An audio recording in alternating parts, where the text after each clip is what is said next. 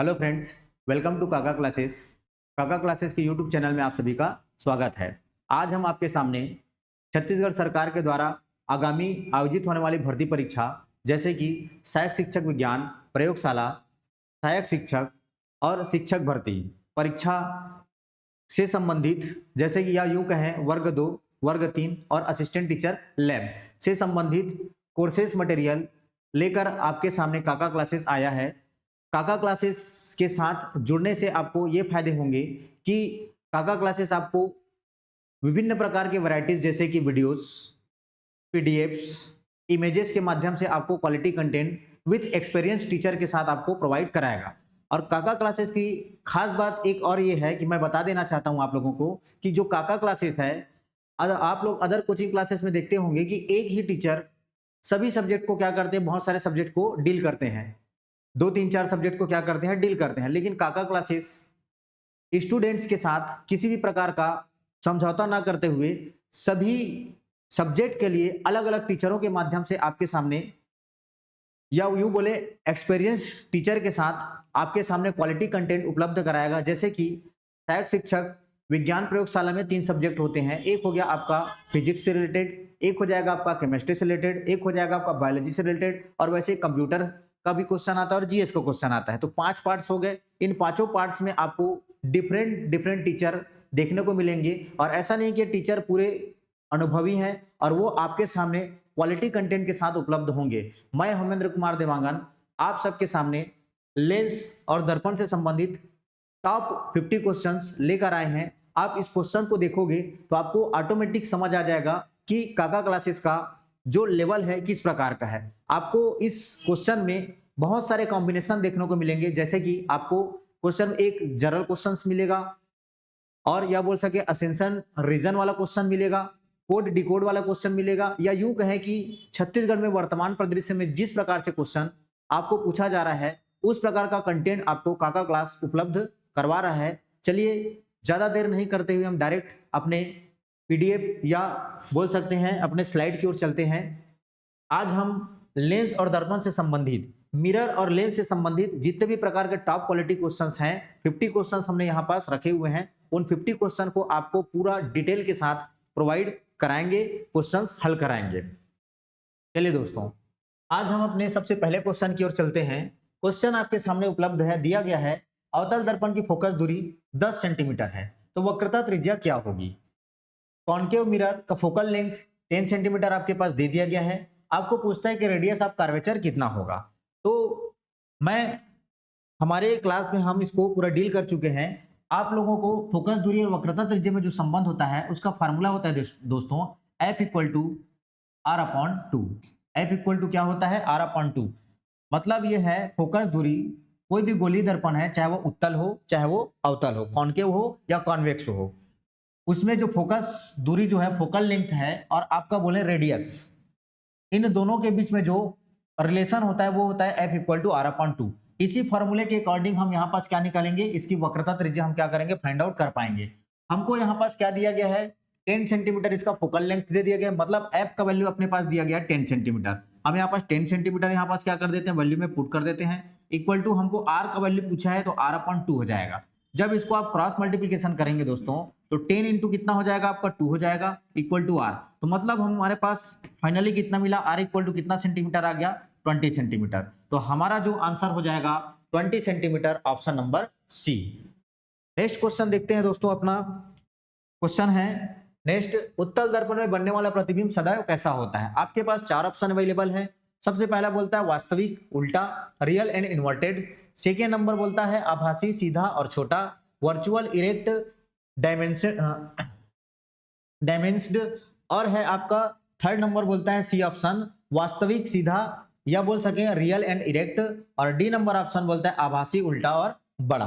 तो हमेशा ध्यान रखिएगा दोस्तों, उत्तल जो दर्पण है वो हमेशा क्या करता है, वस्तु का कौन सा प्रतिबिंब बनाता है, आभासी, सीधा और छोटा प्रतिबिंब बनाता है। अब इसके लिए मैं आपको एक एग्जांपल देता हूं। सभी लोग जानते हैं, या बोले कि सभी लोग बाइक राइड करते हैं, बाइक चलाते हैं।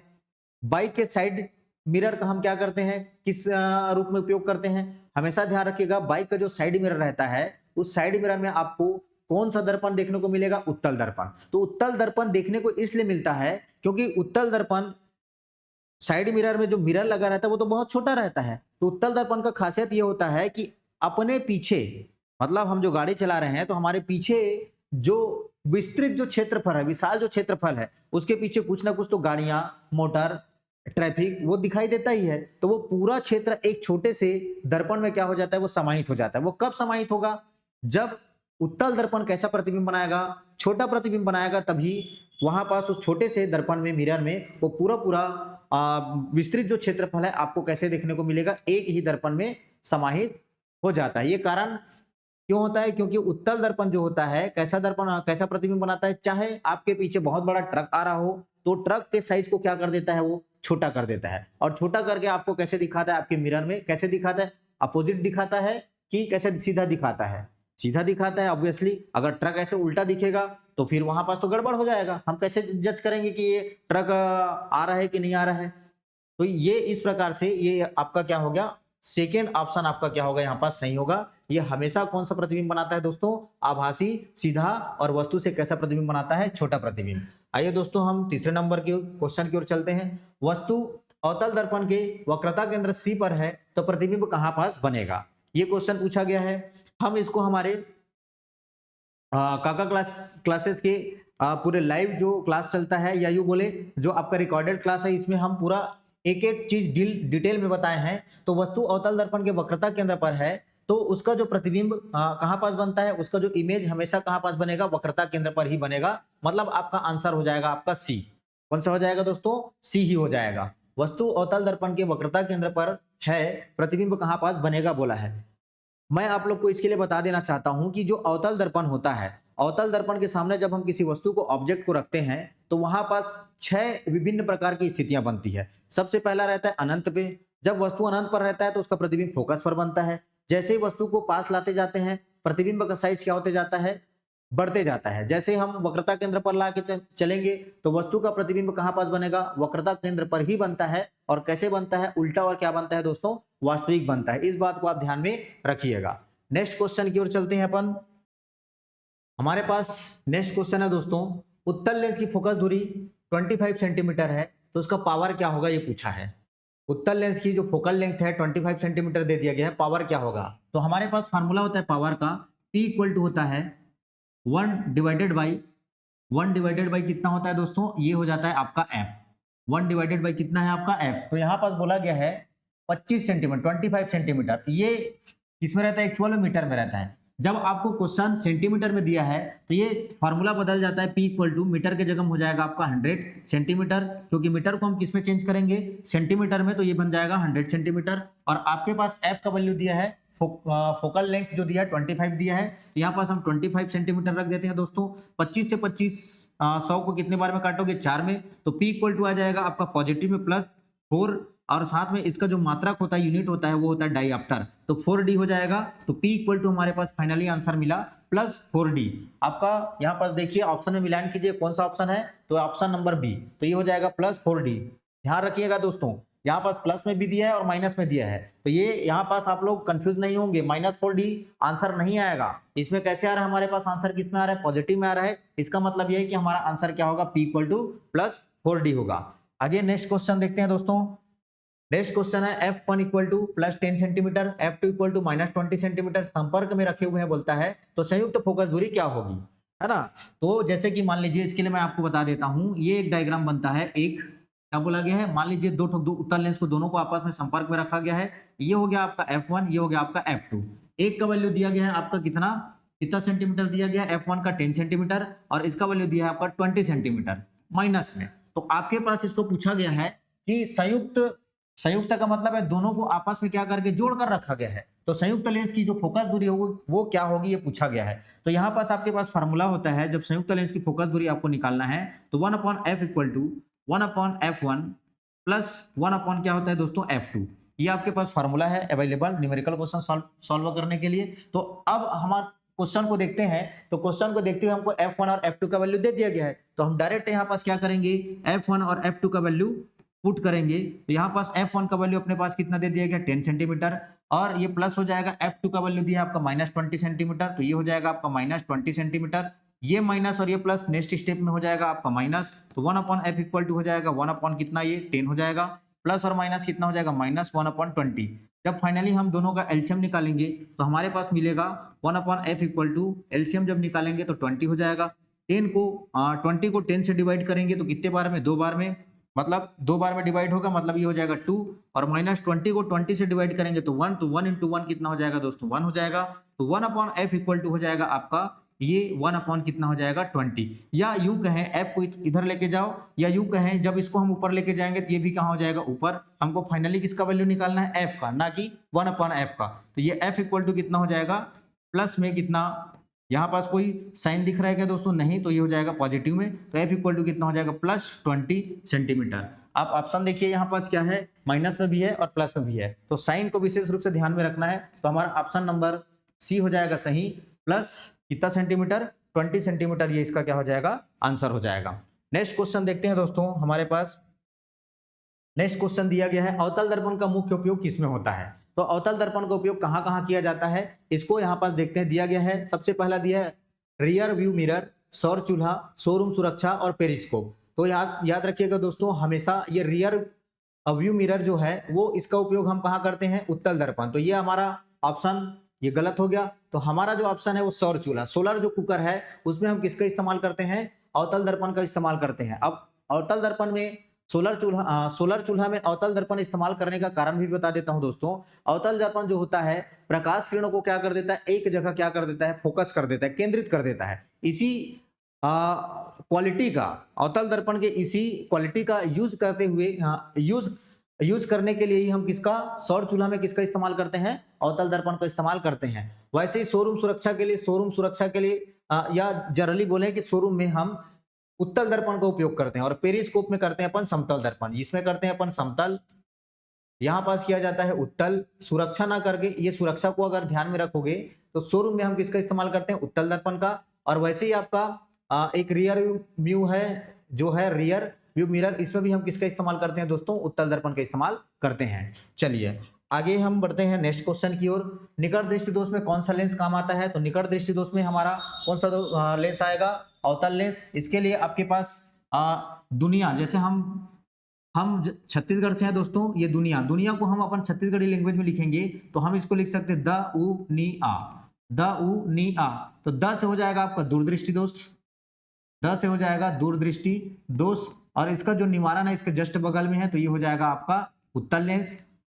और उसके बाद नी से हो जाएगा निकट दृष्टि दोष, और इसका निवारण किससे हो जाएगा, अवतल लेंस। तो हमको क्या पूछा गया यहाँ पास, निकट दृष्टि दोष में कौन सा लेंस काम आता है, तो 100% कौन सा लेंस काम आएगा, अवतल लेंस आपको देखने को मिलेगा।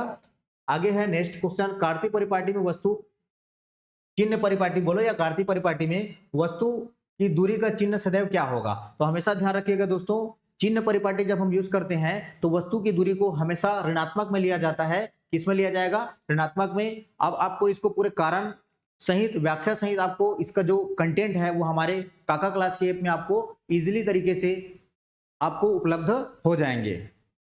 चलिए नेक्स्ट क्वेश्चन अपने पास दिया, अवतल दर्पण में f equal to 15 centimetre, u equal to 10 centimetre, तो प्रतिबिंब की प्रकृति क्या होगी, ये पूछा गया है। अवतल दर्पण में आपको दे दिया गया है f का वैल्यू, मतलब फोकल लेंथ का वैल्यू दिया है 15 सेंटीमीटर, और वस्तु का ये दिया गया 10 सेंटीमीटर, प्रतिबिंब की प्रकृति पूछा गया है। तो प्रतिबिंब कैसा बनेगा ये पूछ रहा है, तो ये प्रतिबिंब आपका बनेगा दोस्तों, ये ऑप्शन आएगा, ऑप्शन नंबर क्या आ जाएगा आपका, बी आ जाएगा। ऑप्शन नंबर कितना आ जाएगा, बी, आभासी सीधा और कैसे बनेगा, वस्तु से बड़ा। तो यहाँ पास हाँ, आभासी सीधा और कैसे बनेगा, वस्तु से बड़ा बनेगा। इसको आप लोग हमारे काका क्लास के एप्लीकेशन में आपको इजीली तरीके से ये भी क्या हो जाएगा, कंटेंट आपको उपलब्ध हो जाएगा। चलिए आगे बढ़ते हैं। नेक्स्ट क्वेश्चन है, समतल दर्पण में प्रतिबिंब कैसा और कहाँ बनता है।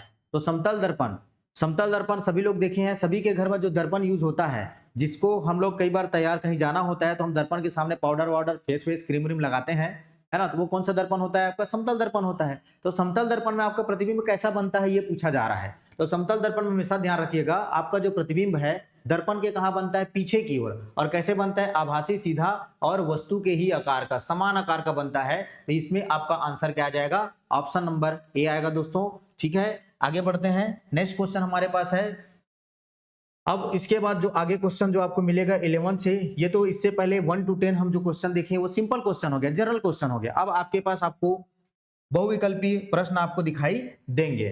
उत्तर लेंस के बारे में कौन कौन से कथन सत्य है। अब यहाँ पास आ गया है जो क्वेश्चन आपको व्यापम सीजी छत्तीसगढ़ में जो क्वेश्चन पूछा जाता था या पूछा जा रहा है अभी वर्तमान परिदृश्य में, उस प्रकार के कंटेंट, उस प्रकार के क्वेश्चन आपको यहाँ पास देखने को मिलेंगे। अब सबसे पहला क्वेश्चन नंबर 11 बोलता है उत्तल लेंस के बारे में कौन कौन से कथन सत्य हैं। आपको ये बताना है कि उत्तल लेंस के बारे में कौन कौन से कथन सत्य है या कौन कौन सा ये ऑप्शन सही है, ये पूछ रहा है। तो चलिए पढ़ लेते हैं। सबसे पहला दिया प्रकाश अभिसरित करता है, मतलब कन्वर्जेंस लाइट, लाइट को क्या कर देता है अभिसरित कर देता है, मतलब कन्वर्ज कर देता है। कन्वर्ज का मतलब है एक जगह क्या कर देना, फोकस कर देना। दूसरा है फोकल लेंथ ऋणात्मक होता है, पूछा बोला गया है। और बोलता है पावर धनात्मक होता है। यदि वस्तु F पर है तो प्रतिबिंब कहां पास बनता है, बोलता है अनंत पर। तो आपको यहाँ पर देखना है कि कौन कौन से कथन सत्य है। तो ऐसे क्वेश्चन को सॉल्व करते समय पहले निगेटिव चीजों को पहले ध्यान में रखिएगा। तो फोकल लेंथ ऋणात्मक, तो ये फोकल लेंथ ऋणात्मक इसका नहीं होता है दोस्तों। फोकल लेंथ हमेशा इसका क्या होता है, पॉजिटिव, तो ये नहीं हो सकता। अब उसके बाद अपन देखते हैं प्रकाश को अभिसरित करता है। अभिसरित कहने का मतलब है आपका एक जगह क्या कर देना, केंद्रित कर देना। जैसे कि हम इससे पहले वाले स्लाइड में एक क्वेश्चन देखे थे अवतल दर्पण में, तो वो क्या कर रहा था, वो भी अभिसरित कर रहा था, एक जगह फोकसित कर रहा था, जिसका उपयोग कहां करते थे अपन, सौर चूल्हा में। तो जस्ट इसके अपोजिट किसमें होता है, उत्तल लेंस में। अवतल दर्पण जो काम करता है वो लेंस में किसमें हो जाता है, उसके अपोजिट लेंस मतलब उत्तल लेंस में। तो आप यहाँ पर जो दिया गया प्रकाश वो क्या करता है, अभिसरित करता है। तो इसका मतलब ये है कि ये वाला ऑप्शन क्या है, सही है। उसके बाद पावर धनात्मक, पावर धनात्मक का मतलब है जो उसका जो क्षमता जो होता है, पावर का मतलब है लेंस की क्षमता। तो उत्तल लेंस की क्षमता हमेशा क्या होती है दोस्तों, पॉजिटिव होती है, धनात्मक होती है। तो ये भी ऑप्शन हमारा क्या है, सही है। वैसे ही बोला गया जब वस्तु F पर हो तो प्रतिबिंब कहां पास बनता है, अनंत पर बनता है। 100% सही बोल रहा है ना। जब कोई भी वस्तु उत्तल लेंस के सामने कहां पास हो, फोकस पर हो, तो उसका प्रतिबिंब कहां पास बनता है दोस्तों, अनंत पर बनता है। ये ध्यान में आप लोग रखिएगा। अब कैसे, मैं इसको बता देता हूं। जैसे कि मान लीजिए आपके पास ये क्या है, उत्तल लेंस है। ये हो गया आपका उत्तल लेंस, ये उत्तल लेंस बन गया। उत्तल लेंस ये इसका मुख्य अक्ष हो गया, ये इसका क्या हो जाएगा, प्रकाश केंद्र हो जाएगा। मान लीजिए ये क्या है, इसका फोकस है, ये फोकस F है। यहाँ पास वस्तु, एक वस्तु कहाँ पास रखी है, ये AB। ये वस्तु A और B कहाँ पास रखी है, फोकस पर रखी है। A से चलने वाली एक किरण लेंस या अपवर्तन के पश्चात कहाँ से होकर जाएगी, मुख्य फोकस से होकर जाएगी। और एक किरण प्रकाश केंद्र से होकर गुजरती है और ये सीधे आगे बढ़ जाती है। अब देखिए दोस्तों, ये जो दोनों लाइन है, ये जो दोनों लाइन है, ये दोनों लाइन एक दूसरे के कैसे समांतर है। जब दो लाइन आपस में पैरेलल हो तो आप कितना भी लेके जाओ, अनंत तक लेके जाओ, जितना दूर लेके जाओ, वो किसी भी जगह पर एक दूसरे को क्रॉस नहीं करेंगे, नहीं काटेंगे। और जिस जगह पर क्रॉस करते हैं तो वहीं पास क्या बनता है, उसका प्रतिबिंब बनता है। तो इसका मतलब ये है, इसको जितना आगे बढ़ाओगे वो कहां तक जाएगा, आपका अनंत तक का जाएगा, जितना आगे बढ़ा लीजिए। तो इसका मतलब ये हुआ कि जब वस्तु को हम कहां पास रखते हैं, फोकस पर रखते हैं, तो उसका प्रतिबिंब कहां पास बनता है, अनंत पर। तो ये ऑप्शन भी हमारा क्या है, सही है। तो इस हिसाब से हमारा आंसर क्या हो जाएगा, option number A, option number आपका सी और ऑप्शन नंबर डी क्या है, सही है। ये तीनों ऑप्शन क्या है, सही है। ठीक है दोस्तों, आगे बढ़ते हैं नेक्स्ट क्वेश्चन की ओर। नेक्स्ट क्वेश्चन में बोला गया है अवतल दर्पण के किन उपयोगों में अभिसरण गुण काम आता है। अभिसरण कहने का मतलब जस्ट मैं अभी बताया, अभिसरण का मतलब होता है एक जगह क्या कर देना, प्रकाश को मोड़ देना, केंद्रित कर देना, अभिसरण का मतलब। सौर चूल्हा, तो सौर चूल्हा में आता है अभिसरण का यूज होता ही है। हेडलाइट, हेडलाइट में भी होता है। वाहन का जो हेडलाइट होता है ना, उसमें भी किसका गुण होता है, अभिसरण का। इसका मतलब यह है कि वो क्या कर देता है, उसको एक जगह फोकसित कर देता है। वैसे ही दंत दर्पण, दंत दर्पण का मतलब है जैसे कि आप लोग कभी दांत, आंख, कान, नाक, गला के चेकअप के लिए जाते हो तो वहां पास देखना टॉर्च मार के क्या बोला जाए, जो डॉक्टर है वो एक चश्मा पहनता है या तो फिर एक छोटा सा एक जैसे घड़ी वाले लोग यूज करते हैं, उस टाइप के एक आंख में लगा लेते हैं और आपके कान में या गला में टॉर्च मार के वहां पास फोकस करता है, तो वो है दंत दर्पण। तो दंत दर्पण में भी किसका इस्तेमाल किया जाता है, अवतल दर्पण का। और वैसे ही आपका रियर व्यू मिरर, तो रियर व्यू मिरर में नहीं किया जाता, यहाँ पास किसका इस्तेमाल करते हैं अपन, उत्तल, किसका इस्तेमाल करते हैं दोस्तों, उत्तल दर्पण का। तो यहाँ पास हमारा ऑप्शन कौन कौन सा सही हो जाएगा, ऑप्शन नंबर ए सही है, ऑप्शन नंबर बी सही है और ऑप्शन नंबर सी सही है। इस प्रकार से आपको यहाँ पास यह आंसर मिलेगा। नेक्स्ट क्वेश्चन देखते हैं दोस्तों हमारे पास, क्वेश्चन नंबर 15, ये 16 नंबर। लेंस की क्षमता के बारे में सही कथन क्या है ना। लेंस की क्षमता के बारे में कौन सा कथन सही है, ये बोला गया है। जो चलिए देखते हैं कौन सा कथन सही है। सबसे पहला P इक्वल टू 1/f, पिछले वाले स्लाइड में हमने देखा था, इसका फॉर्मूला बताया था मैं। P इक्वल टू क्या होता है 1/f, और f किस में है, मीटर में। 100% सही है। इकाई, इसका जो इकाई होता है, यूनिट जो होता है वो डायोप्टर होता है, ये भी 100% सही है। अवतल लेंस, और क्या दिया गया है, अवतल लेंस का पावर जो होता है निगेटिव होता है। यहाँ पास ये 0 लिख दिया है, इसको आप लोग क्या कर देना, इसको हटा के निगेटिव निगेटिव कर दीजिएगा। तो 100% ये भी बोला गया है कि अवतल जो लेंस है ना, कॉन्केव जो लेंस है, उसका जो पावर होता है हमेशा क्या होता है, ऋणात्मक होता है, धनात्मक नहीं होता। पावर का कोई मात्रक नहीं होता। यहाँ पास आपको स्पष्ट दिखाई दे रहा है, पावर का मात्रक क्या होता है, डायोप्टर। मतलब ये वाला कथन अपना क्या है, गलत है। तो इस हिसाब से हमारा जो आंसर कौन कौन सा सही हो जाएगा, option number A, option number B और ऑप्शन नंबर सी, ये क्या हो जाएगा, हमारा सही हो जाएगा। चलिए नेक्स्ट क्वेश्चन देखते हैं दोस्तों, 17 नंबर। इस स्थिति में अवतल दर्पण आभासी प्रतिबिंब बनाता है।